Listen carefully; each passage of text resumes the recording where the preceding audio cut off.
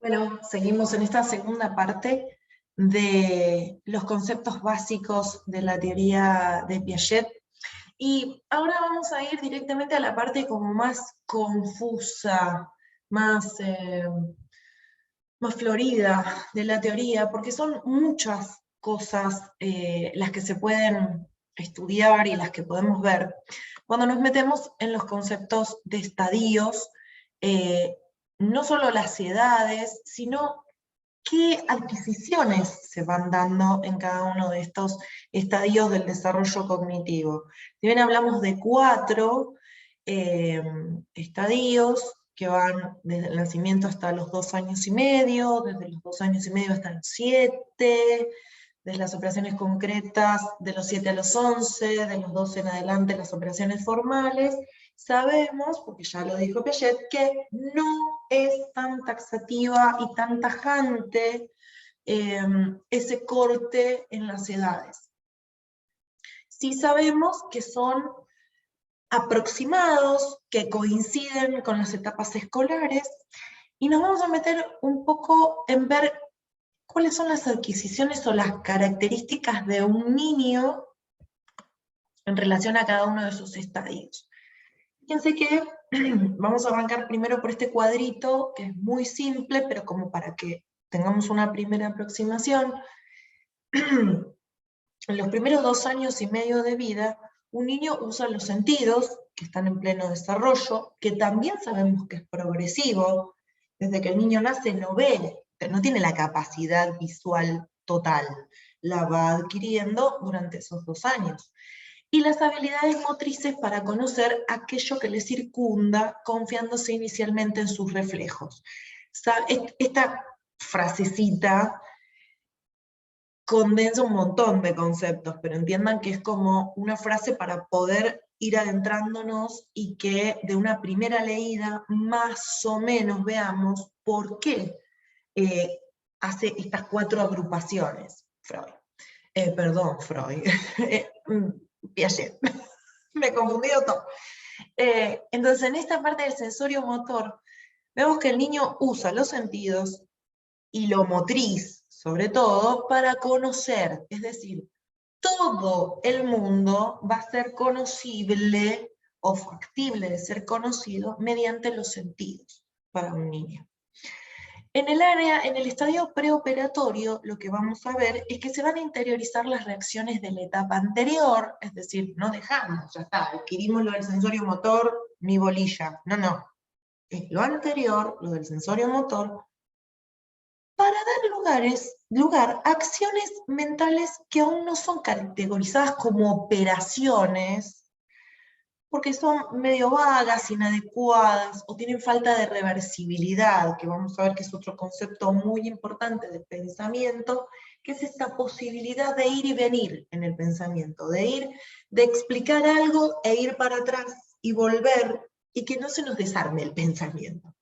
Por eso es preoperatorio, porque en las operaciones concretas, de 7 a 11 años, vamos a ver que ya no solo se usa el símbolo, sino que es capaz de usar símbolos de modo lógico, y a través de capacidades de conservar conceptos, y de llegar a generalizaciones bastante lógicas.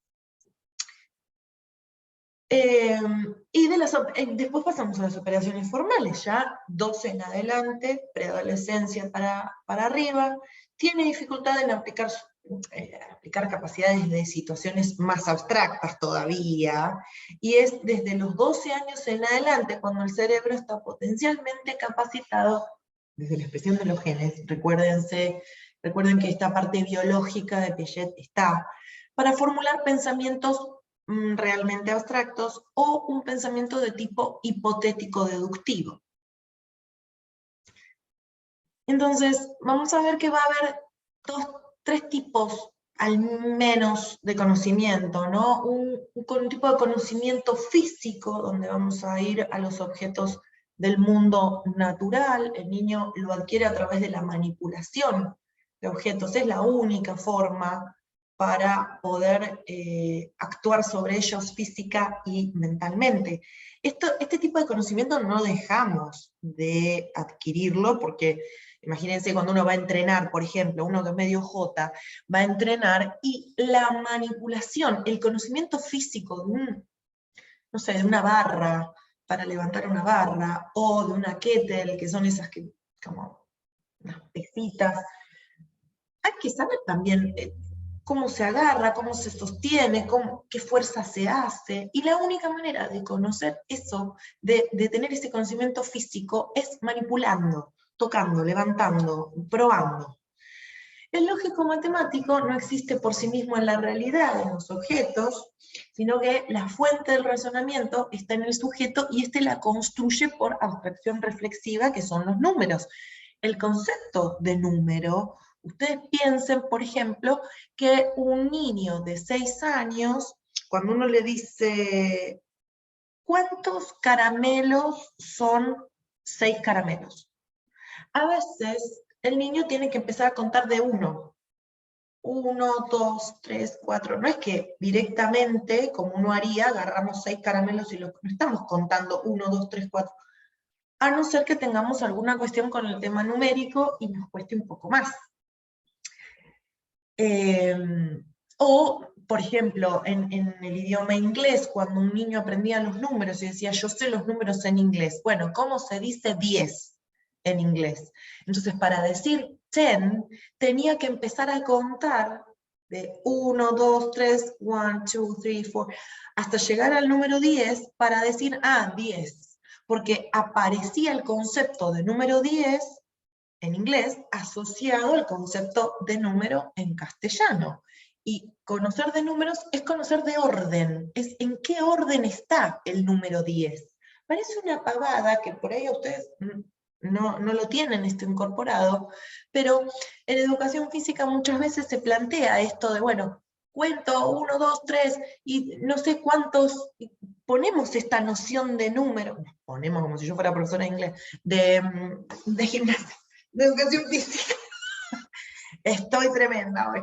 Pero digo, o sea, este concepto de número, ojo en qué población de niños lo usamos, porque recién a partir de los 6, 7, periodo preoperacional, comienza a darse el concepto de número y muy lentamente, es progresivo. Es más, ahí no llega a una edad avanzada y todavía el concepto de número muchas no entiende. El otro concepto, tipo de conocimiento es social, que tiene que ver con tiene un aspecto convencional, que sería el producto del consenso del grupo social, y la fuente de conocimiento de esto estaría en amigos, padres, maestros, en todo lo que rodea, todas las personas que rodean a un niño. Y el no convencional sería aquel que está referido a nociones o representaciones sociales y que es construido y apropiado por el sujeto. Acá entrarían más que nada los roles estereotipados de género, esto de, bueno, las chicas no pueden jugar al fútbol porque es como de niños. Hoy parece una pavada esto, pero hace unos años atrás no había mucho espacio para esto. Bueno, vamos a esta parte difícil. ¿Qué sucede básicamente en el estadio sensomotor? Desde nacimiento hasta los 2 años y medio de vida. Todos hemos visto un bebé, si es que no tienen un bebé en casa. Es impresionante lo que un ser humano adquiere en los 2 primeros años de vida. Es muchísimo. Entonces esto es un pequeño recorte de todo eso, con un resumen de unas adquisiciones que son múltiples. En principio, el niño, vamos a hablar de niño, pero hablamos de ser humano, desde la teoría del apego cachorro humano, mamífero.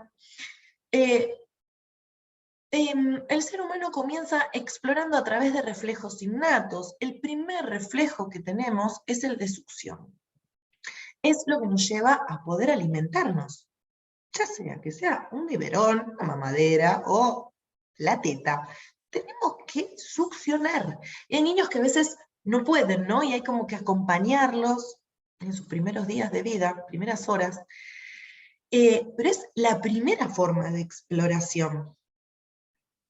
Y fíjense que va a estar muy ligado a todo lo que tenga que ver con la boca, porque un bebé, ¿cómo hace conocer el mundo si no es a través de lo que primero tiene a mano, que es esto, un reflejo de succión?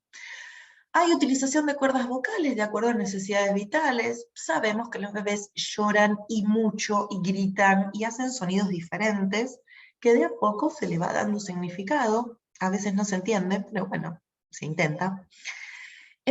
Comienza a adaptarse a los reflejos innatos, llevan objetos a la boca, porque es otra vez una forma de conocimiento y de exploración del mundo. Toman objetos por acciones y luego se agrega una intencionalidad. Esta cuestión de la sonrisa, por ejemplo, en principio no tiene mucha intencionalidad, por más que seamos nosotros los adultos los que se la pongamos. Ah, sí, cómo le ríe a mamá, cómo le ríe a la tía. ¡Ay, me ríe a mí! No es tan así. Después se empieza a dar un poquito la intencionalidad. No estoy pinchando globo a nadie, sino que en realidad lo que digo y lo que siempre resalto es la importancia de la progresión en todas estas adquisiciones del desarrollo. El logro más importante de este estadio es la permanencia de objeto. ¿Qué quiere decir eso? Es la comprensión de que los objetos siguen existiendo aunque no los veamos. Es decir, aunque esta persona haya desaparecido y haya hecho un ghosting, sigue existiendo, no es que desapareció del planeta. A ver, parece una cosa muy sencilla todas estas cosas que vamos enumerando, pero un niño cuando no ve, por ejemplo, al chupete, significa que el chupete dejó de existir. Entonces, la adquisición de la permanencia de objeto, así se llama, nombre científico, es la capacidad interna de crearse una representación de ese objeto. No es el objeto en sí, sino es, me armo una idea de lo que es la representación del objeto chupete. Eso se aplica a objeto mamá, objeto papá, objeto cuidador, objeto abuela, cuidador primario, quien sea que tenga que ser. Y otro concepto muy importante que se va adquiriendo es el de espacio, tiempo y causalidad. Vieron que los niños, sobre todo 3 años, 4, que están saliendo o estarían atravesando ya el final del estadio sensomotor, mezclan. Porque ayer mi mamá me retó, ayer, y confunden ayer con hoy, o hoy con mañana, y cuánto falta para mañana, o cuánto falta para el lunes. Uno tiene que explicar, ¿no? Bueno, falta hoy, mañana, pasado, y el chico dice, ¿cuánto falta? Porque no tiene todavía esa representación mental de cuánto es el tiempo que va a faltar. En el estadio sensorio-motor hay conductas que son muy características, entre ellas el egocentrismo y la circularidad. El egocentrismo es una incapacidad para pensar en acontecimientos u objetos desde el punto de vista de otra persona.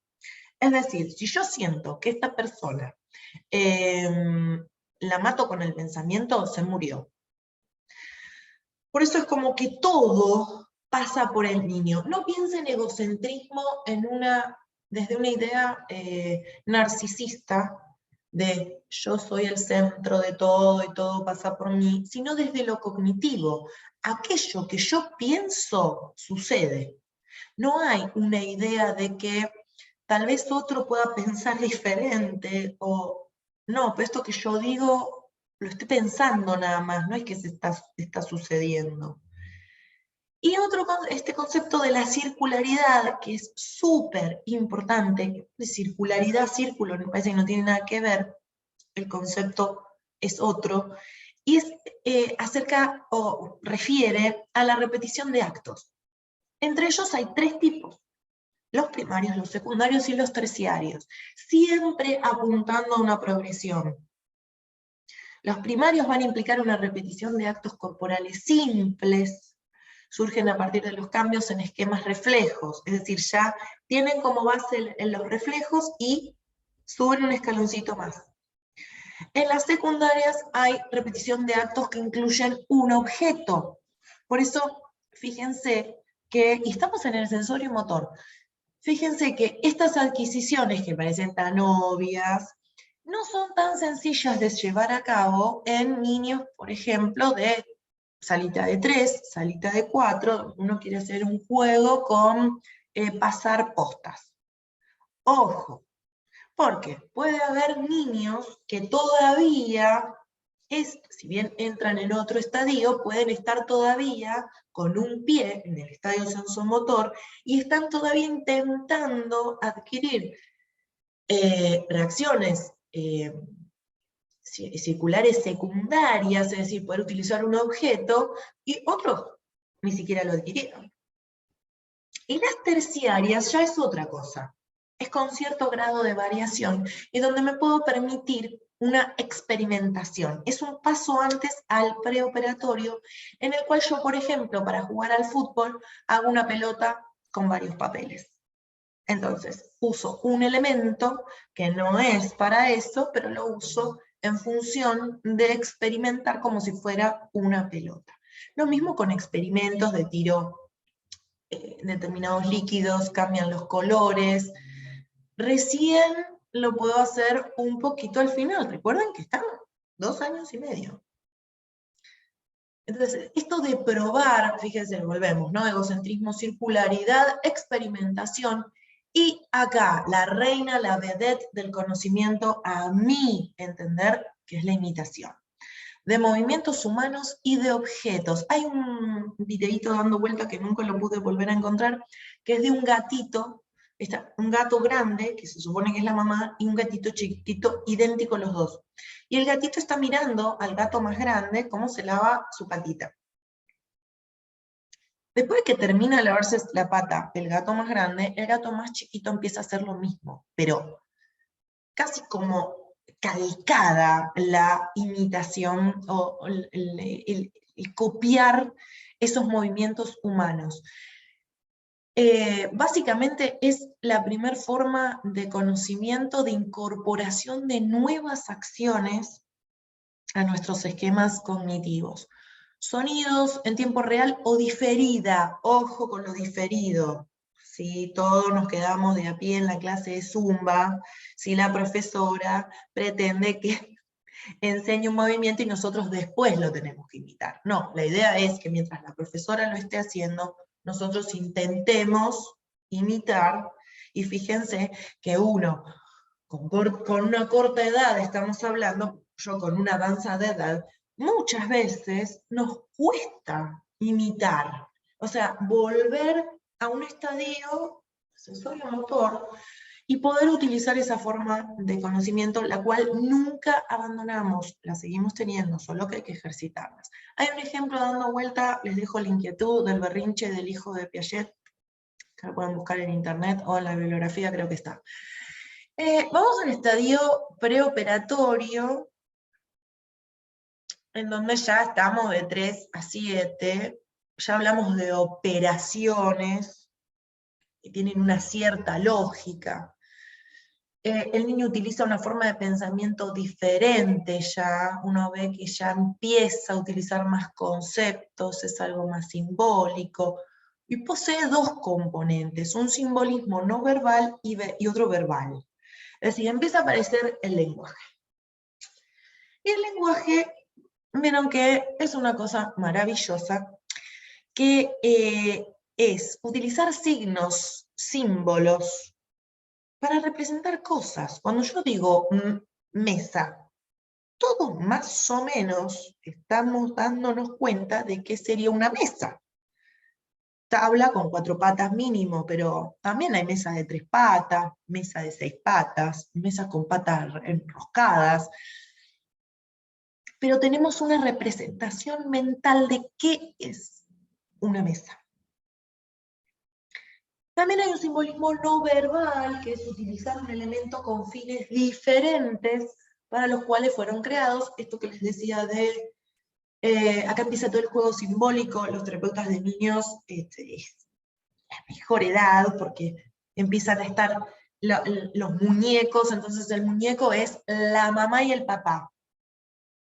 Es un papá, una mamá. No necesariamente tienen que ser los míos, o un hermanito, o una hermanita. Son representaciones con un elemento de otra cosa, que no necesariamente tiene que haber algo verbal allí. Entonces el lenguaje va a ser muy importante en 3 sentidos. En principio, nos va a permitir compartir ideas con otros, comenzando con el proceso de socialización, ya empieza el jardín, y reduce el egocentrismo, es decir, cuando se empieza a hablar, empiezo a darme cuenta que el otro tiene ideas, ya no son solo mis ideas o mi pensamiento.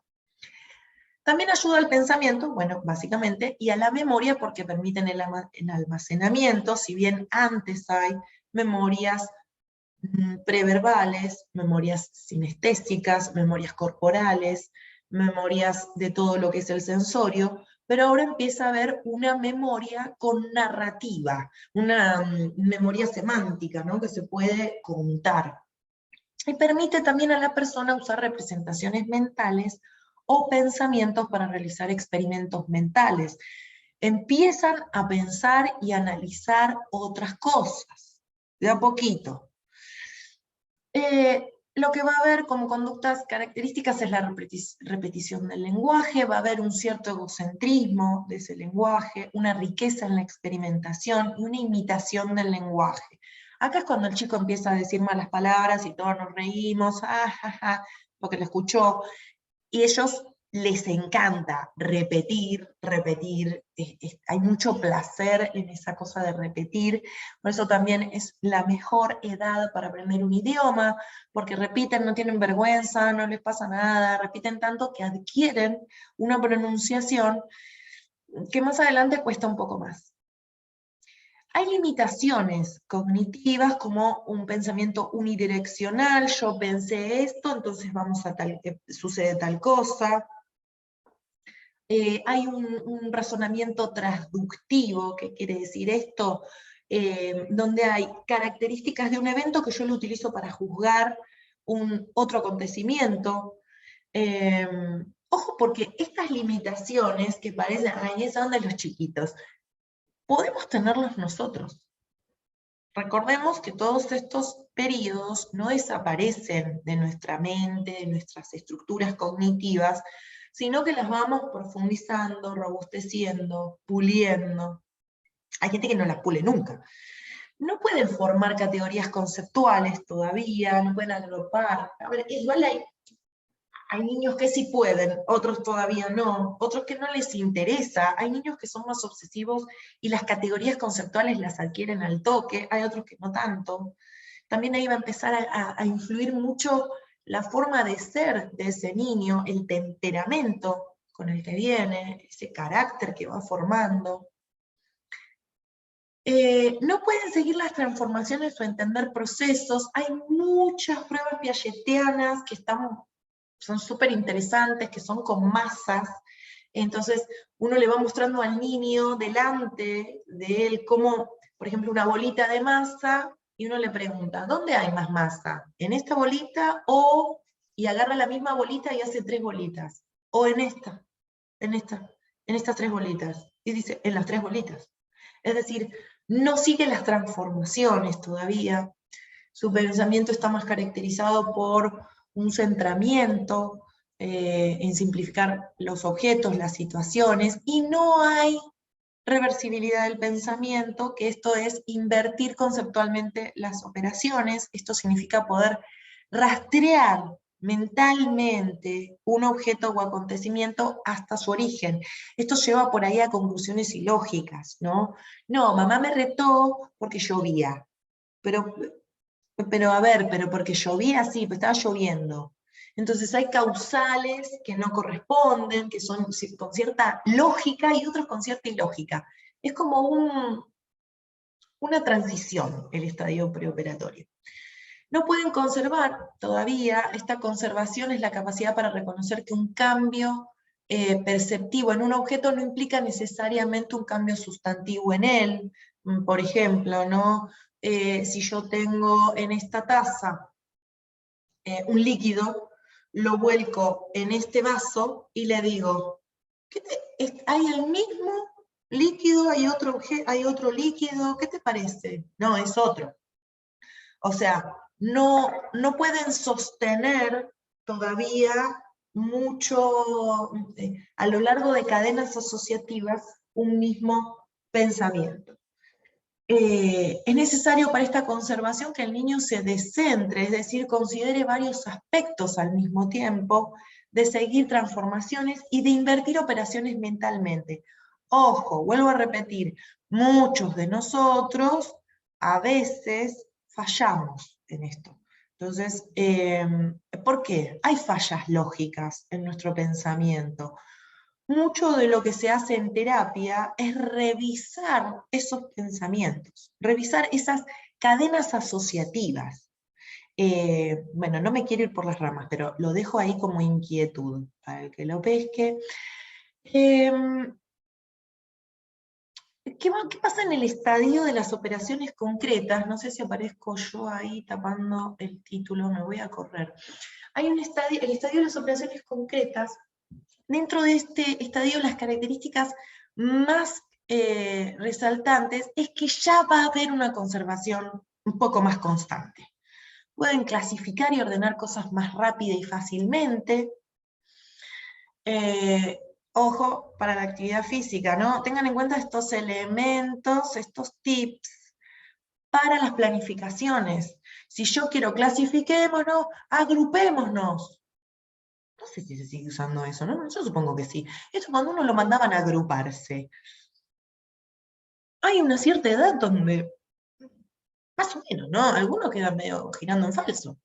Pueden experimentar de un modo casi sistemático, antes era de casualidad que experimentaban, ahora lo pueden hacer como más intencional, hay más intencionalidad, hay más, como más capacidad de hacer algo porque el niño está buscando hacerlo.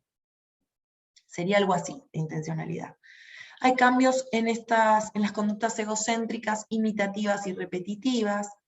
También va a haber una cierta dependencia del objeto concreto, es decir, una cierta apoyatura en la concretud de algo, ¿no? Por eso en los juegos todavía las tablas de ir anotando los puntajes o de ir anotando el turno, eso todavía lo necesitan mucho. Sí hay todavía una gran dificultad en el manejo de lo hipotético, ni tampoco lo abstracto, todavía ahí, ¿no? No comprenden los supuestos. Supongamos que no hay clase de educación física. ¡No!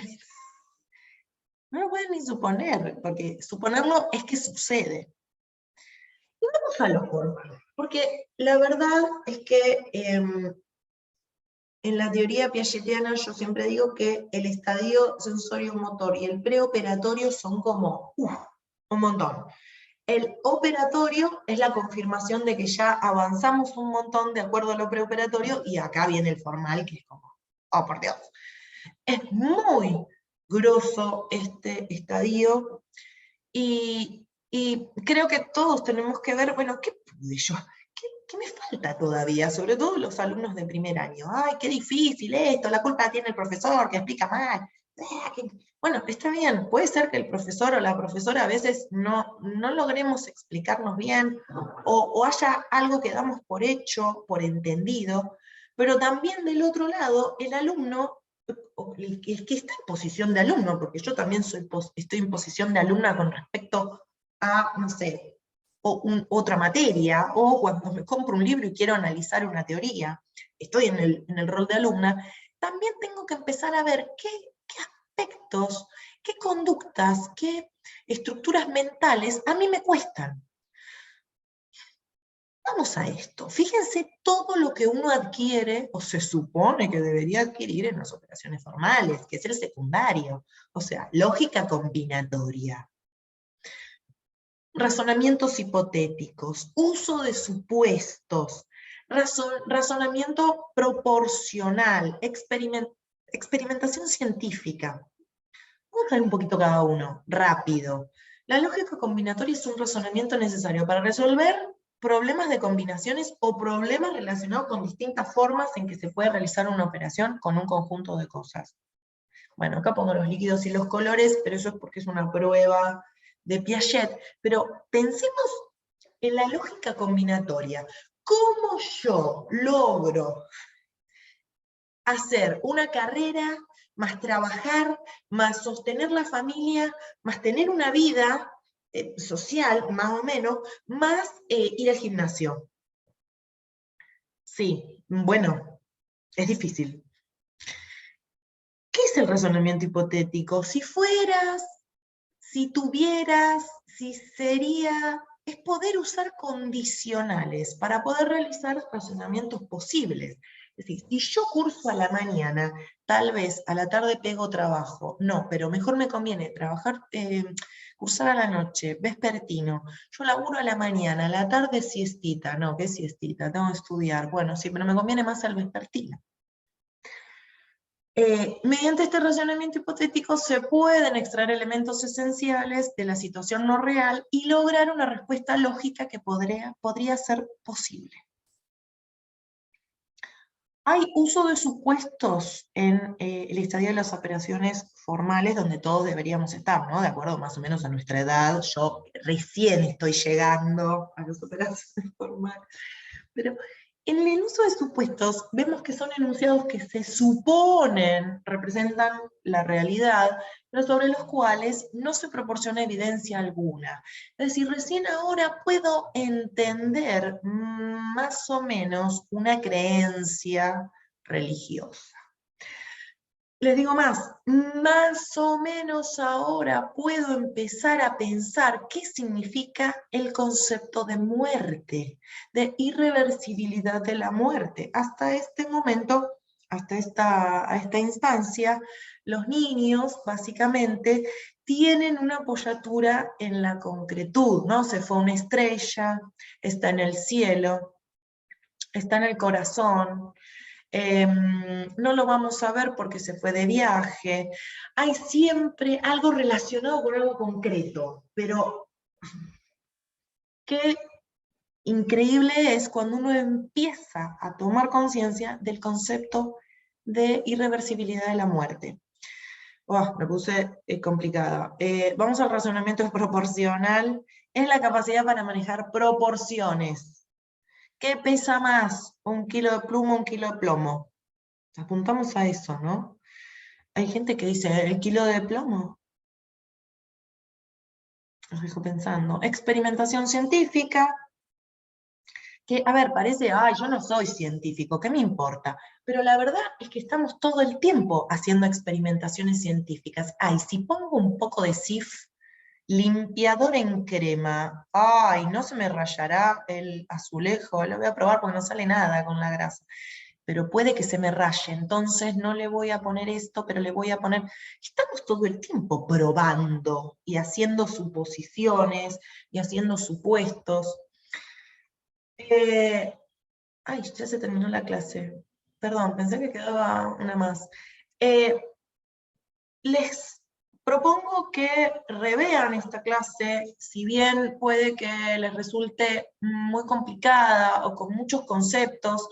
La verdad es que la teoría de Piaget tiene mucha variabilidad y por suerte hoy en día hay muchos otros profesionales que han continuado, como les decía en principio, con esta teoría, pero básicamente creo que está dentro de la currícula de todos los profesorados de distintas especialidades, justamente para que tengamos un sustento de nuestras prácticas. Es decir, cuando nosotros planificamos, ¿para quién estamos planificando? ¿Para qué mentalidad o para qué estructuras cognitivas estamos planificando y qué estructuras cognitivas queremos colaborar que se sucedan. Porque que yo planifique hoy no significa que estos niños en un mes, en 2 meses, adquieran algo que hasta hace un tiempo no podían. Yo lo veo con ustedes, con mis alumnos en el profesorado, que en las primeras clases me miran como diciendo, ¿qué dice? ¿Qué es la psicología? ¿Para qué estamos estudiando esta materia? Dios mío, yo vengo acá a ser profesor de educación física o profesora de educación física. Y conforme va pasando el tiempo, veo que pueden asociar, que pueden relacionar, que pueden hacer pensamientos hipotéticos, que pueden hacer hipótesis, pero entonces, profesora, si nosotros pensamos esto, entonces puede pasar esto otro. Lo mismo le pasará a ustedes con sus alumnos. Dudas en el canal y nos estamos viendo. Espero que haya sido lo más clara que se puede.